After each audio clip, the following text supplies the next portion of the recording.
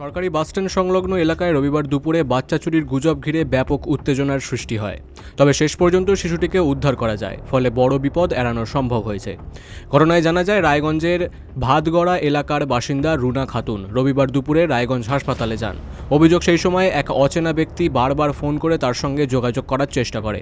পরবর্তীতে রুনা খাতুন ও তার বোন শিশুসহ ওই ব্যক্তির সঙ্গে দেখা করেন। ওই ব্যক্তির নাম সাইদ আলম, বাড়ি কলকাতায়।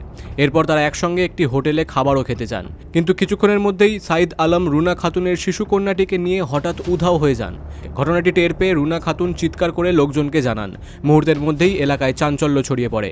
অনেক খোঁজাখুঁজির পর ওই শিশুটিকে কাছাকাছি একটি টোটোর মধ্যে বসে থাকতে দেখা যায়। আমার মেয়েকে ওই লোকটা কেক দিল ব্যাগ থেকে বার করে দিয়ে বললো কি বাচ্চাটা থাকে এখানে। বাচ্চাটাকে যে দেখছি যে বাচ্চা নেই, ওখানে আমার বাচ্চাকে খুঁজে আমি ওই লোকটাকে তখন খুঁজে পেলাম। আর আমার মেয়ে কোথায়, মেয়েকে বললো কি মেয়ে নাই, আমার গালে একদম চোর মেরে দিয়েছে। এটা কি ও ঠিক করেছে?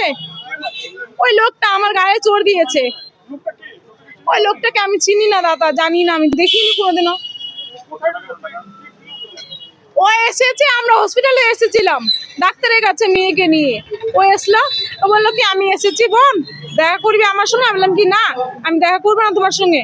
ও তাও বাড়ায় গেছে গ্যারেজ থেকে, বাড়ায় আমাদের ফোন করেছে, আমরা ওখানে, ও ওখানে। তারপর আমার মেয়েটাকে কেক দিয়েছে বাচ্চাটা। আমি ডাক্তারের কাছে গেলাম, ও বললো কেক দিয়ে ও বাচ্চাকে নিয়ে গায়েব হয়ে গেছে। ঠিক সেই সময় অভিযুক্ত ব্যক্তিও সেখানে উপস্থিত হয়। তার বক্তব্য অনুযায়ী, খিদে লেগেছে, আগে আমি খাবো। ইনি বললাম আমি সাদা ভাত খাবো নি, ইনি এসে বিরিয়ানি খেলো অন্য হোটেলে। আমরা তিনজন মিলে একসাথে ভাত খেলাম, বিল পেড করে দিলাম। ইনি আবার অন্য হোটেলে এসে বিরিয়ানি খেলাম, তাও পেড করে দিলাম। এসে দুবার পর আমাকে ঘুরে আনছে। সত্যি করে দাদা, আমি এখানে রাস্তাঘাট কিছু চিনি না। আমি বলি আমাকে তোমরা কোথায় নিয়ে যাচ্ছ? আরে আপনার বিরুদ্ধে চোর মারার অভিযোগ আছে। হ্যাঁ, তো আমাকে প্রথম ধাক্কা মেরেছে, আমি মাথা একটা মেরেছে। মাথা আমাকে কত যে মেরেছে দাদা আমি বলতে পারবেন। তারপরে আমি আর গায়ে হাত তুলতে পারি, আমাকে প্রচুর মেরেছে। আপনি যে বাচ্চাটাকে খাওয়ালেন বা টোটোতে বসে 1 ঘন্টা লুকিয়ে রেখেছিলেন, এটা হ্যাঁ। আপনি কি পরিচিত না? পরিচিত বলতে ইনি আমার পরিচিত। ইনার পরিচিত হিসাবে ইনার বোন, ইনি একা আসার কথা। এরপর স্থানীয়রা দুই পক্ষকেই ধরে রায়গঞ্জ থানায় নিয়ে যান। ঘটনায় রায়গঞ্জ থানার পুলিশ তদন্ত শুরু করেছে। প্রত্যক্ষদর্শীদের একাংশের দাবি, ঘটনাটির পিছনে কোনো ব্যক্তিগত কারণ জড়িয়ে থাকতে পারে। তবে সঠিক কারণটা এখনো পর্যন্ত জানা সম্ভব হয়নি। রায়গঞ্জ থেকে রামকৃষ্ণ দাসের রিপোর্ট, বিগ নিউজ বাংলা।